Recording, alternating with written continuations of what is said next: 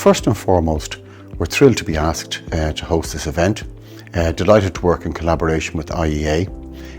These are important research documents through which schools can learn, change practice and deliver top quality education into the classrooms.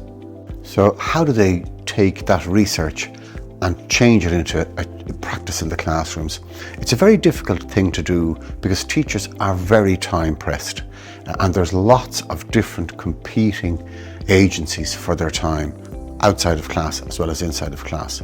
However, maybe that's where the collaboration between ESCI, Education Support Centres Ireland, and IEA come in, because our role is to provide teacher professional learning so we can help them in disseminating what's in the research and changing that into improved practice in their classrooms.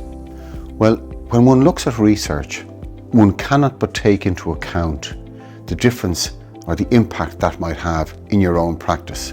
So it's about turning that research into changes in practice and into the difference in the quality of education we're providing for the children in our classrooms. In Ireland, we're very fortunate, as was mentioned in the presentation, that we're a shining light and an example to others in our scores and how the attainment of the children, particularly in literacy.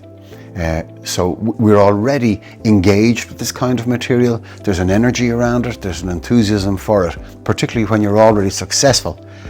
So they're pushing an open door, as it were, in helping teachers to improve their practice through developing the results of this research into the practice in the classrooms. So will we be using this book in teacher development programs? We most certainly will, because the questions raised today are questions for every school, and our job is to help them answer those questions.